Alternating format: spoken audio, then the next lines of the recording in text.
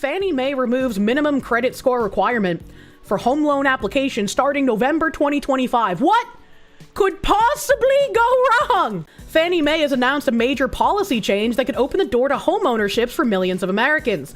Beginning in November 16, 2025, the agency will remove the current 620 minimum credit score requirement for its desktop underwriter system, allowing more flexibility in how borrowers are evaluated for mortgage approval.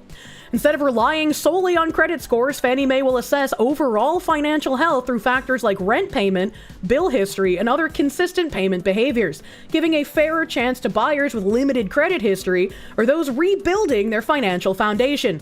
Now, see, I would all be in favor of getting rid of the credit score system in favor of something that actually applied more of your ability to pay things off and actually rewarded people who were doing the right thing financially. However, I genuinely don't believe that this is what's going to be happening, especially since we've had how many years post-COVID of the FHA paying for people's mortgages who shouldn't have gotten loans in the first place. There's absolutely no way that I believe any of this is going to benefit anyone that it should actually benefit. They saw the tiniest dip in the housing market and decided we need to flood the market with more buyers. Good lord. Rent payments, bill history, consistent payment is already used for credit score. A lot of rent payments, apparently don't go into credit score, and I don't know how that works because I know my rent payments have gone into my credit score. So I'm not really sure like which rent payments don't. Some utility bills don't get counted towards your credit score, I guess, unless you stop paying them. So, like, if you're paying them regularly, it doesn't count? Question mark. I really hate the credit score system, but unfortunately, it is what we have. And since it is what we have, and you have to play the game in order to participate in things, I wish it would be either revamped to actually benefit people who do the right thing instead of having the people who do the right thing subsidize people who can't do anything, or just get rid of it and have a new system built.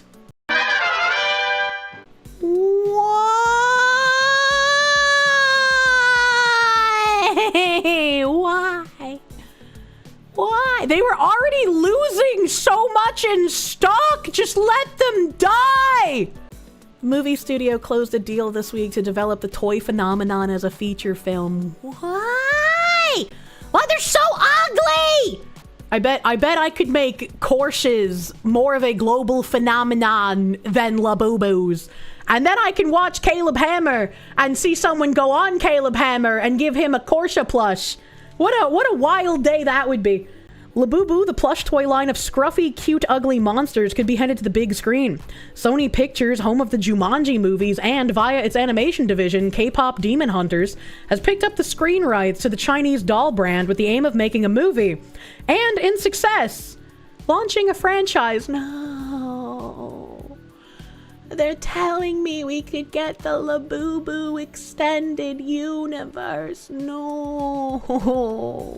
No producer or filmmaker is attached at this stage as the deal was just signed this week. It is also too early to tell whether the potential movie would be live action or animated. Could you imagine a live action Labubu movie like the Minecraft movie? Holy shit. Battleizer, thank you. Brightside, Foxy. When they finally release the movie, the fad will be over and it will flop majorly.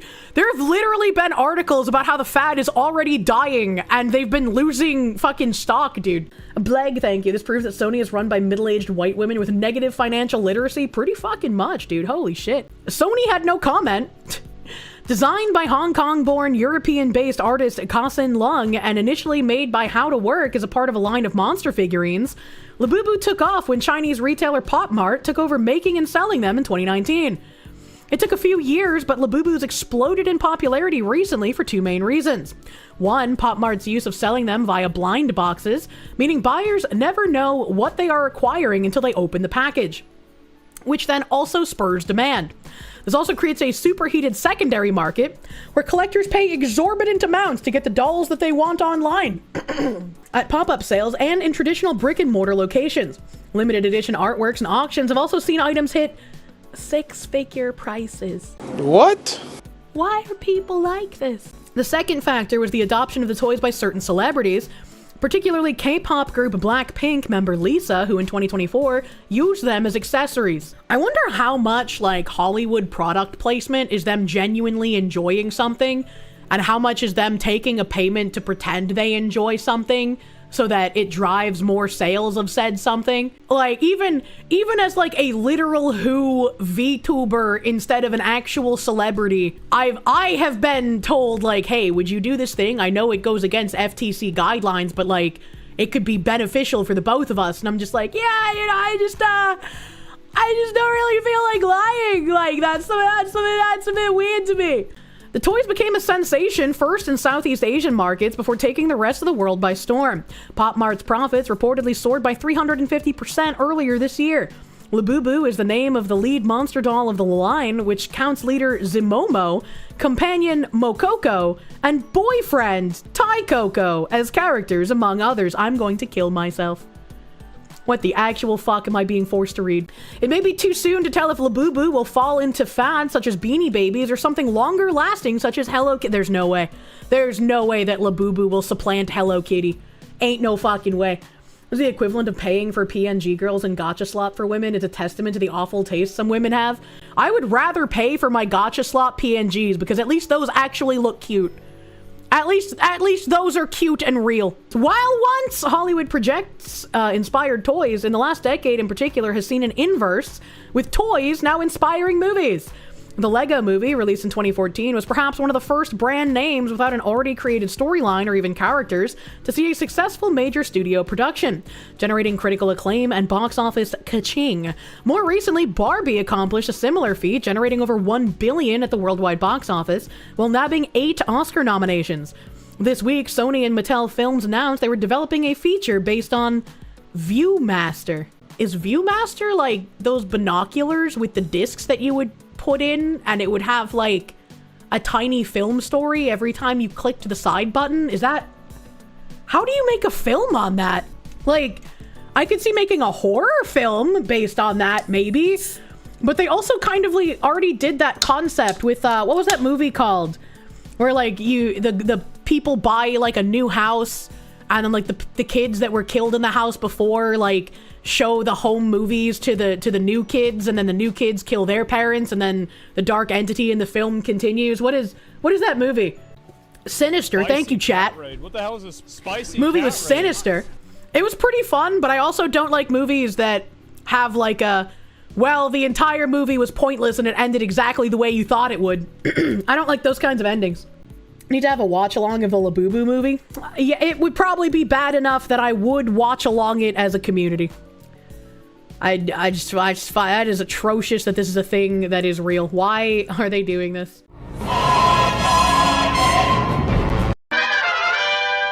It's official. He's keeping Hammer Media in Austin. It's been an annoying 6 months or so, and I would honestly love a new day-to-day environment after 7 years, but I could never find a way to make it make sense. First was Vegas, and the pros are Vegas creator friends and airport for guests is great. Cons, not trying to be in the desert or in the least walkable city ever. I didn't know Vegas wasn't a walkable city. Then came New York City, pros, guest travel, near population hubs, great talent, 4 seasons. I can't tell if he means like 4 actual seasons or like the hotel. And the walkability I crave. Cons, that's a long list of fucking cons.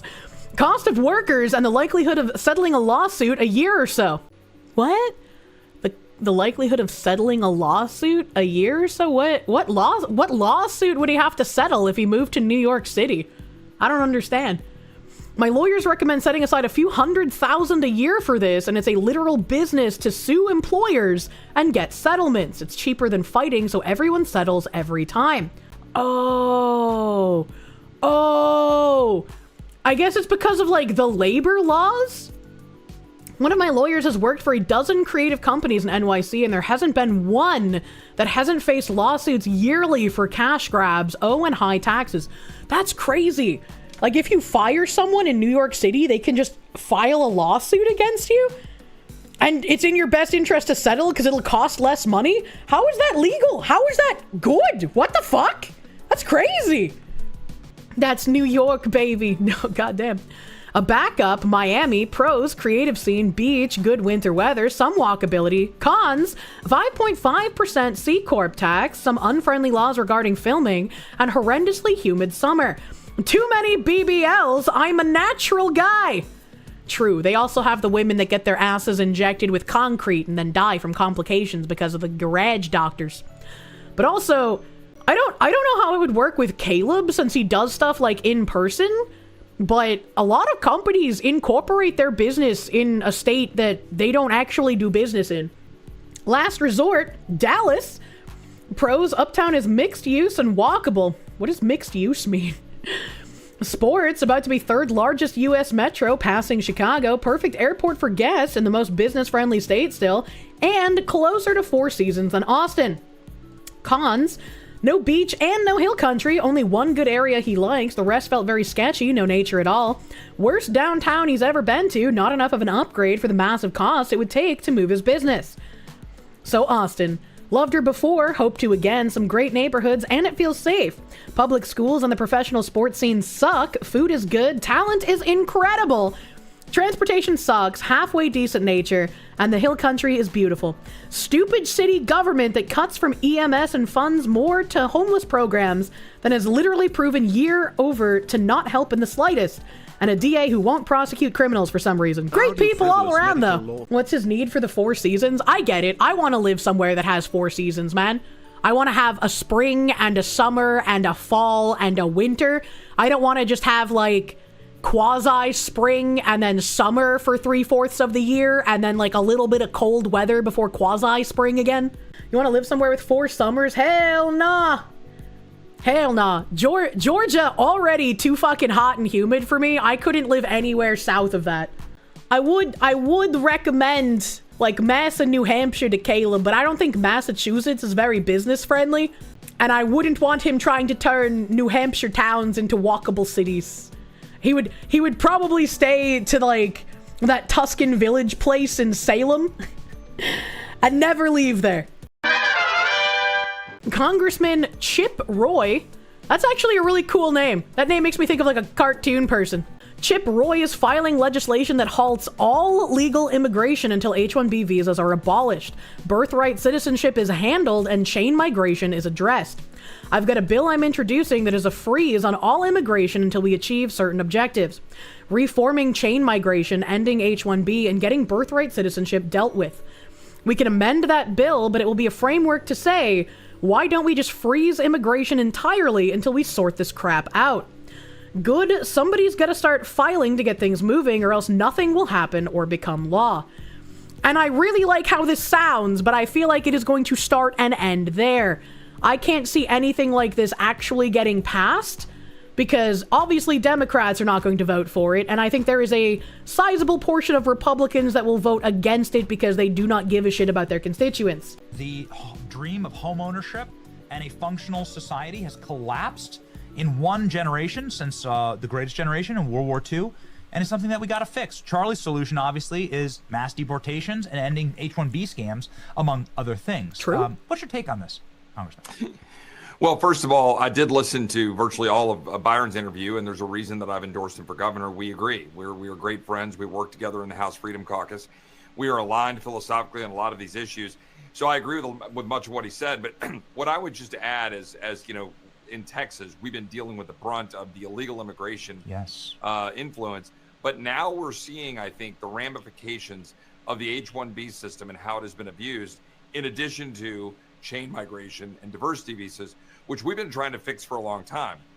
And we've been unable to do so. You'll remember back in 2018 with the various bills that were being debated in President Trump's first term, and we were unable to get that resolved as Republicans, and it left it both broken with respect to the illegal immigration. I'm so shocked that they weren't able to get anything passed, which is again why I said I really like how this sounds. It would be wonderful if we could get this passed. We're just like, hold up, zero immigration until we fix our fucking issues with all of our systems. That would be a smart thing to do. You plug the hole until you can get an actual system working.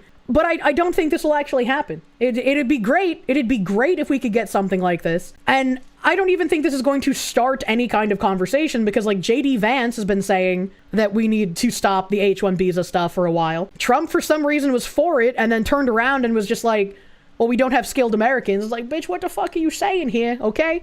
And so it's like the conversation's already been happening. The conversation about illegal immigration has happened every year since I've been cognizant enough to hear people speak. So, like, there's no starting conversations. It's just about fucking do something at this point. System. We didn't get the wall fully built. We didn't get fixes to all of the asylum problems and the abuse of parole and the catch and release. But we also didn't address ending the chain migration and diversity visas. We had language to do it. We just couldn't get the votes. So now, what are we dealing with in Texas? We're dealing with a massive Islamism problem.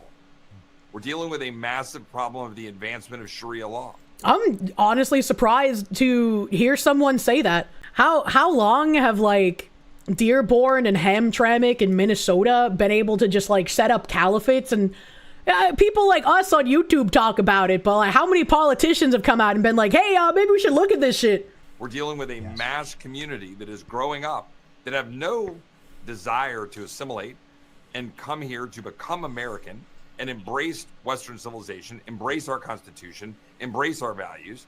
We've allowed the corporatists to define our entire national policy. And if I were going to go talk about what Charlie's tweet there was about, that summary, which is exceptionally on point, and as he always was when he was starting from faith, family, the foundational principles, and that encapsulates it very well. You should be able to own a home. You should be able to have Americans getting jobs. Yeah. And the mass deportation is correct. The ending H-1B visas is correct, etc. What I would point out here, and it's really weird when you say these things and people get really angry with you, because it's like, why do you believe that people should be able to come to America, supplant the native citizens, and then loot the nation to send all of the money they get back home? And like, ooh, I said native, and so now people are going to argue a different thing. But it's like, there's no race that I'm talking about here. Like, Americans are all different kinds of people. And so it's like, when you start talking about needing deportation so that Americans can get work, the allegations of, well, you're just a racist, don't make any fucking sense. Is that we're dealing with a cultural problem about who we are as Americans. Going back a couple of years ago, I was noting 51 million people in this country are foreign born. That's something like 16 or 17% of the population. So you're saying that 16 or 17% of the population are foreign born, and African Americans who have been here for generations are only 14%. Wouldn't this be like an easy talking point of like, hey, African Americans, you guys are literally getting replaced by foreign born people coming here and taking jobs? Like, come on, man. Native-born heritage Americans, if you will. Yeah. Now, that is higher than it's ever been. That is higher than it was in the early 20th century, right, when we had the massive wave coming in. We've got a mass foreign-born population, but here's the kicker. It is on the back of, as Byron noted, a failed education system. Not just failing us in terms of skill sets, which is germane to the H-1B question, but failing us in terms of teaching Western civilization, in terms of teaching God, in terms of teaching our values and belief in the Declaration, teaching English, etc. Now where English is a second language, we teach other languages.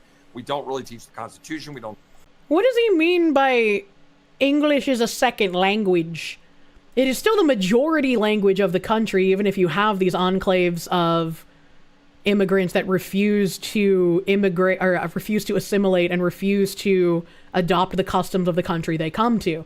Their enclaves might be majority non-English, but that doesn't really mean anything widespread as a nation. Teach Western civilization. America is evil. Apologize for our existence. We don't really get to then even reading, writing, and arithmetic, right? And now we've got the problem where we've imported masses of people, and the people we're importing are often the ones that are churning babies. Our core, Americans who inherited this country aren't having babies. Because majority of people can't afford to have them unless they get subsidized by the government, which is why there needs to be an overhaul to how child tax credits and how incentives for children are worked. I don't know if what Hungary does is possible, but I think that would be an interesting thing to look at. America will not have decent immigration policy until Americans realize they're a unique ethnic group with no other home country than America. Americans are native to America now. And I think, like, again, the communist long march through the institutions has had irreparable damage to this, where they teach the subversion and the Marxism that they want people to grow up and become like good little idle soldiers. But you see, in all schools, they're reducing or eliminating standards for reading and for writing, and they're graduating people who shouldn't be graduated. They should be held back until they can actually learn to be a functioning person. And while Americans are going through these ideological churn pots, not actually learning how to be an adult, not actually learning how to do anything in the real world, corporations are importing all of these people that are low skill, that aren't something that you couldn't get from an American if we were being aptly taught. But since we're being double pronged by communism reducing all standards and immigrants coming in and being here on H-1B visas, taking jobs that Americans should be able to do, it's like you're stuck in this fucking horrible situation. For all this talk, will anything actually change? It seems like inflammatory speech to get votes for representation that does nothing after the elections. This is what I'm getting like tired with, where it's like you hear politicians and you hear people in positions to do something say these things, but then they never go farther than saying these things. They never actually do something about it. And it's like, I'm glad that mass deportations have started. I'm glad that like there's been investigations into states that are giving illegal immigrants like CDLs. I'm glad that some things are happening, but there's still a lot of things that need to be happening in order to fix a lot of these problems. You can't just slap a Band-Aid on an axe wound and expect there to be any kind of fixing. You need to be doing multiple things at once. And a lot of Republicans are either rhinos or they still care more about optics than actually doing something. But when the opposite side is literally electing communists and electing people who say, yeah, we just want Republicans dead, the optics don't fucking matter anymore. Who are your optics for? And now we have a demographics problem and we have a cultural problem. And in Texas, that has resulted in Epic City, a big Islamic center in Houston, 300 mosques across the state and growing, more mosques every day getting put in Texas than any other state in the union. And if we lose Texas, we lose the country. So that was a lot I just dumped on you, but I wanted to go into that different lane beyond just the H-1B tech, business bro problem, because that has led to a massive cultural problem that is something we've got to address. So the answer is yes, end the H-1B system, which is broken. I've got a bill that I'm going to be introducing this week or next. We've had to wait because of the shutdown nonsense. That is a freeze on all immigration. Freeze it until we achieve certain objectives. Reforming. And it's not like this doesn't have precedent. I'm pretty sure that we've done these freezes to allow immigrants we've had in the country to assimilate before we welcome in more. I want to say this happened sometime around World War II. Twice? Was it twice? Okay, I only thought it was once. Things like chain migration and diversity and H-1B, ending H-1B, getting birthright citizenship dealt with, ending, for example, Plyler v. Doe, which says that you have to educate illegal alien children. Why do we have a law that says we need to educate illegal alien children? That's also kind of who came up with that law and how did it get passed? Go down the list of things. For example, my bill that says you got to vet people for their adherence to Sharia law.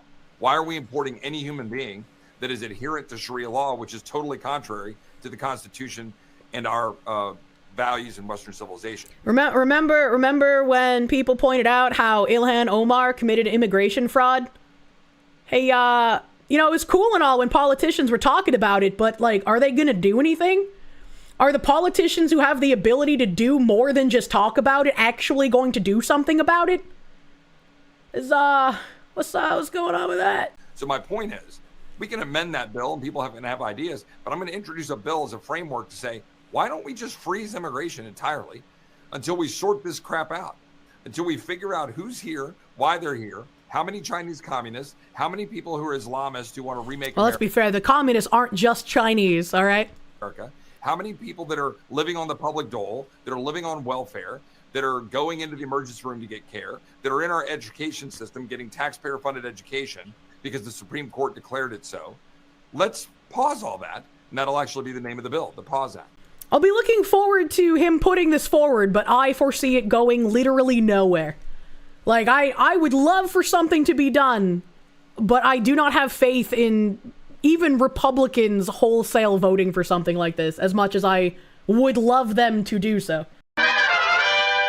California revokes CDLs for 17,000 illegal aliens after pressure from the U.S. Department of Transportation. That's kind of crazy that they had to have any pressure to revoke this at all. That should have just been done because it is the right thing to do. So they say, guess which scummy governor just had to eat crow? I'm assuming since this is not the B, it's going to be written in a very biased manner, so it's gonna have a little bit of millennial flair in here. After pressure by Sean Duffy and the Dot, a defiant California and Gavin Newsom have had to back off their "we have the best drivers" snarky tweets. This is a breaking 911 that says California revoking 17,000 driver's licenses from illegal aliens. California is revoking 17,000 commercial driver's licenses issued to immigrants. Yeah, the decision is directly related to the legal status of the immigrant drivers. Eyewitness News reporter Madison Weil live in our newsroom with these details. Madison. Yeah, John, Rachel, Tony, that's right. The state says the licenses are being revoked because they're set to expire after the date the drivers are allowed to be in the U.S. The move follows pressure from the Trump administration, although California says these licenses violate an existing standard that was already in place. A nationwide audit was recently launched after a man from India with a commercial driver's license issued by California allegedly killed 3 people in... Is that a fake Gucci shirt? This man wearing counterfeit Gucci?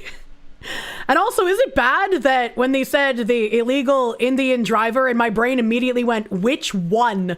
Because there have been so many accidents in the past few months from illegal immigrant Indian drivers that should not have had CDLs. Florida while making an illegal U-turn back in August. Okay, I remember this one. After that incident and a national review, the Department of Transportation threatened to pull $160 million in federal funding from California, claiming the state is issuing commercial driver's licenses to undocumented immigrants. Still, Governor Newsom says that every driver whose license is being revoked had valid work authorizations from the federal government. Another horrific crash that has kept this issue in the spotlight is one that happened in Ontario last month. I remember it that one. involved an undocumented man from India who is now facing vehicular manslaughter and reckless driving charges after 3 people died in that fiery wreck. In September, the U.S. Department of Transportation implemented new rules for commercial driver's licenses that make it harder for immigrants to obtain these licenses. Good. Reporting in the newsroom, Madison Weil, ABC 7 Eyewitness News. First of all, good. Second of all, what are you going to do to address the rampant cheating when it comes to these? Because after several of these accidents, we read an article on stream talking about how there are people who will have earpieces for the guys taking the CDLs, and the guys will send the question over to the earpiece person, and then they'll translate and give them the answer. And it's like, how do you curb that kind of shit, you know? Hustle Hoppa, thank you. We know these laws are already in place, so the point is these people weren't enforcing the friggin' laws. I feel very jaded about anything in our justice system. I feel like it typically does not work for people. It is completely infiltrated by activist judges, DAs that hate you, and they just prioritize criminals over actual people, and it's really sad. And Internet Zen Master, thank you. The bill tries to do too much too fast. Pausing immigration is one thing. Trying to crack down on Sharia law and Chinese communism in the same bill will kill it dead. Yeah, it really seems like a posturing bill. Once again, conversation starting, but I am tired of the conversations, and I would like politicians to just fucking do something for once. Lying on a CDL is a federal crime, so yes, you can deport them. But will it happen? They're still trying to get that fucking Abrazio Garcia Cortez, or whatever the fuck his name is, out of the country. When the system so often works against the people it should be protecting, the system isn't broken, it's just not working for you, and that's by design. I agree. It's very much a by design thing, the way that the system is working, which means it needs to be completely overhauled. And how we're going to do that when it is so far widespread across the nation, I have no idea. Long story short, California, I can turn my BGM back on, was handing out CDLs to immigrants where the expiration date of the license was later than the expiration of their visa. This is what happened with the Indian trucker who killed 3 people in Florida. The Associated Press said the announcement follows harsh criticism from the Trump administration about California and other states granting licenses to people in the country illegally. Transportation Secretary Sean Duffy said Wednesday that California's action to revoke these licenses is an admission that the state acted improperly even though it previously defended its licensing standards. California launched its review of commercial driver's licenses it issued after Duffy raised concerns. Translation, Newsom caved because he didn't want to lose the $160 million Duffy was threatening, not because they actually cared about giving licenses to illegal aliens. True. Duffy revoked $40 million in federal funding because he said California isn't enforcing English language requirements for truckers. And he reiterated Wednesday that he will take another $160 million from the state over these improperly issued licenses if they don't invalidate every illegal license and address all the concerns. But revoking these licenses is part of the state's effort to comply. Yeah, I don't know what the heck that thumbnail is. People act like this doesn't affect wages. They'll just say that it's terrible that so many people are losing their jobs. Jackson Cabrera, thank you. Hiring illegal immigrants is also illegal. And I very much believe that these companies should start facing incredibly steep fines. I'm talking like millions of dollars, if not tens of millions of dollars per illegal hired. If the company goes bankrupt and they have to shut down, so fucking be it. They made their bed, they can lie in it. To be honest, the illegals working are a symptom, not the disease. Again, don't put a band-aid on an axe wound. Deport the illegals. There should be repercussions for the companies, whether in fines or jail time for people who hired them.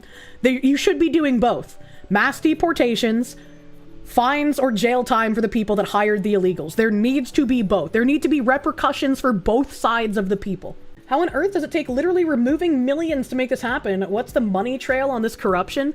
I'm just saying, like, if you give them a fine, like, $50,000, most companies are not gonna care, and they'll be like, I'll pay that if we get caught, who cares? If you make the fines, like, astronomical buck-breaking tier, companies will think twice before hiring illegals. I have some news about ticks! We knew about the, like, you can't eat red meat anymore disease from ticks, but I didn't know you could die from it. But a New Jersey man is the first known death from the meat allergy triggered by tick bites. In the summer of 2024, a previously healthy 47-year-old father collapsed and died in his bathroom of his New Jersey home. An autopsy provided no answers. Everything looked normal, and his death was ruled sudden and unexplained. His widow reached out to a friend, a pediatrician. Would she read the autopsy report? Pediatrician Dr. Erin McFeely acted on a hunch and contacted Dr. Thomas Platts Mills, an allergist and immunologist at the University of Virginia, who had discovered almost 2 decades earlier that the tick bites could cause people to develop an allergy to red meat. The allergy is unusual because the reaction doesn't happen right away. People start to feel sick hours after they unwittingly eat beef, pork, or lamb. Often, they'll wake up in the middle of the night with symptoms that seem more like a bad bout of food poisoning or stomach flu than an allergy.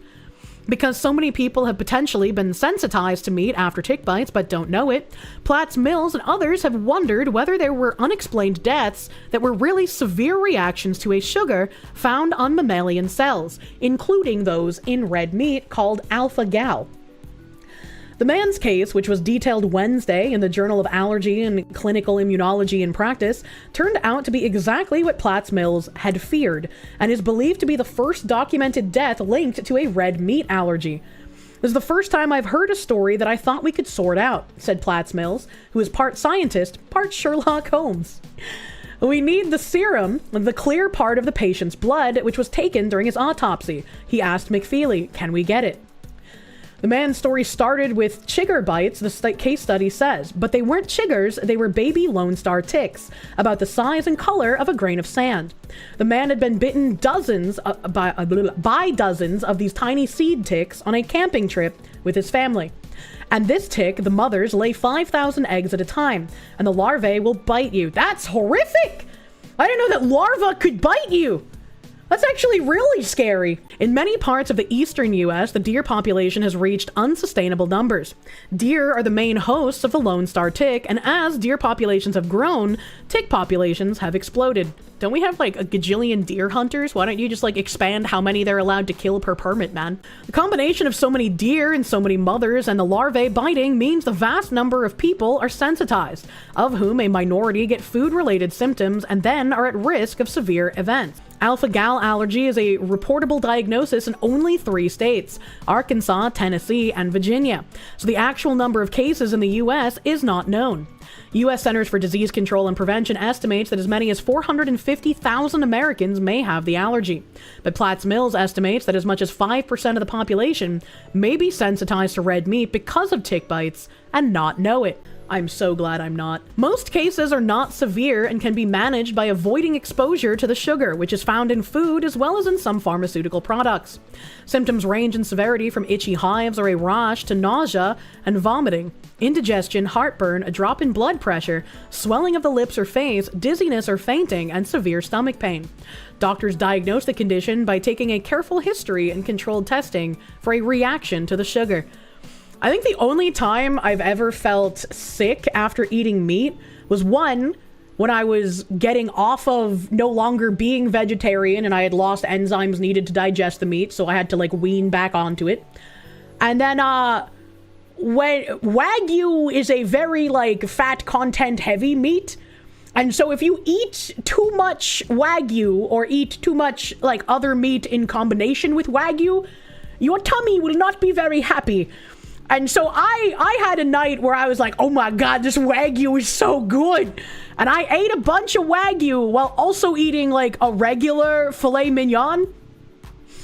My tummy was very unhappy. I had like the worst cramps of my entire life. And I was like, no wonder women need heating pads. Holy fuck. I'm so glad that my menstrual cycle doesn't come with fucking stomach cramps. That would be horrendous. Sometime after the camping trip, the case study said, the man's family ate a late steak dinner. He woke at 2 a.m. with intense stomach pain, diarrhea, and vomiting. He was in rough shape, but after 2 hours, his symptoms subsided. The next morning, he told one of his sons, I thought I was going to die. His wife said they considered going to a doctor, but since the symptoms had eased, they didn't know what they would say. It's not clear that a doctor's visit would have helped. Too often, doctors don't recognize alpha-gal allergy. A 2023 CDC survey found that 42% didn't know what it was, and 35% said they lacked the confidence to diagnose or manage it. 2 weeks later, in September 2024, the man and his wife went to a cookout, where he had a hamburger at about 3 p.m. He drank a beer and came home and mowed the lawn, but by 7:20 p.m., he was vomiting again. His son called his mother and told her, Dad is getting sick again. A few minutes later, the son found his father unconscious on the bathroom floor, and he couldn't be revived. It only took a few minutes. That's really scary. Platts Mills said that when he went back to his lab, having gone through the necessary layers of permission to get the man's post-mortem blood samples, he cursed himself for not driving up to New Jersey to collect them himself. The delivery company lost track of them briefly, he said. He imagined them sitting for hours in the back of a hot truck, the valuable information they contained being baked away. You really can't trust any kind of delivery services, man. That's crazy. They finally arrived in his lab in April, and he tested them for levels of immunoglobulin E antibodies, Y-shaped proteins primed to latch onto allergens like ragweed and pollen. The man had antibodies to both alpha-gal sugars and red meat. Next, Platts Mills sent some of the blood to the Mayo Clinic lab, which tested it for an enzyme called tryptase that's made by immune cells called mast cells. Tryptase breaks down proteins and is a marker of allergic reactions. The man's tryptase levels were over 2,000 nanograms per milliliter, among the highest values ever recorded in cases of fatal allergic reactions called anaphylaxis. The man had died of eating red meat, the first known food allergy fatality linked to alpha-gal syndrome. Other people have died of reactions to alpha-gal sugars, but those cases have involved sugars attached to a chemotherapy drug called cetuximab, which was how the syndrome was discovered in the first place. We gave them closure, Platts-Mill said of the family in the case study. People make a big fuss about closure, but you don't get it until you see it. True and real. And also, kind of wild that we've had such a crazy push for, you know, cows are bad for the environment. You need to eat less red meat. Hey, actually, we're synthesizing lab-created red meat. You know, sometimes we can even 3D print the red meat. So, you know, you should be a good person and eat the synthesized plastics and the lab-grown red meat instead of the real stuff. And now we have a weird, freaky disease popping up in the last few years from ticks that makes people allergic to eating red meat. Well, you wouldn't want to die if you had a nice, juicy steak, would you? It's time to eat the lab-grown red meat. Thanks, I hate it. How nice Gates keeps rambling about making this epidemic, by the way. Humans need meat proteining to not fall ill, and Gates owns biolabs. Thanks, I hate it. It's time to glow in conspiracy theories. It's time to wrap your windows in the tin foil, man. Eric Schmidt posted today the State Department announced its plan to designate 4 violent Antifa cells as foreign terrorist organizations. It's a major step in our fight against Antifa's terror network. I was proud to work with the administration to make it happen. This is a huge deal. I thought they already did this. It was announced a while ago, but it was just formally recognized. Okay, so that's what it was. Because I was like, I remember reading about this on stream, man. I remember this. And I do believe, as much as political pundits want to tell you that white supremacy is the greatest threat facing our nation, I think communism is the greatest threat facing everyone's nations, actually. This guy says, Antifa is not an idea, it is a sophisticated, violent terrorist movement, and its network extends far beyond our borders. As I've outlined at length in the past, the Antifa violence we see on US soil is driven by a global web of extremist groups. That's why, back in October, my office sent a detailed letter to the State Department, and later met with their team to make the case for designating Antifa's foreign networks as foreign terrorist organizations. You can read my letter here. This might be what I'm remembering, because I do remember reading this guy's letter. Today, the state officially rolled out its FTO designations for 4 violent terror cells in the International Antifa Network. Antifa Ost in Germany, International Revolutionary Front in Italy, Armed Proletarian Justice in Greece, and Revolutionary Class Self-Defense also in Greece. You can read summaries of these terror cells in the report below. I'll share more details on this front in the days and weeks to come, and taking down these groups plays a key role in isolating US Antifa from its global support network. True. Anti-bad guy, good guy club. Americans should understand that these aren't isolated local gangs. They are chapters in the same transnational movement that fuels leftist violence from Atlanta to Athens. These militants are in regular communication with each other, coordinating and mobilizing across borders. Antifa operates as a decentralized, cell-based terror network, and it has no identifiable leader.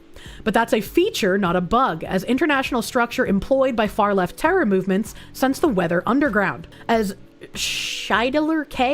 Kyle Schedeler, I don't know who that is, Director for Homeland Security, Counterterrorism, noted in a recent congressional testimony, law enforcement has largely failed to understand the nature of this threat.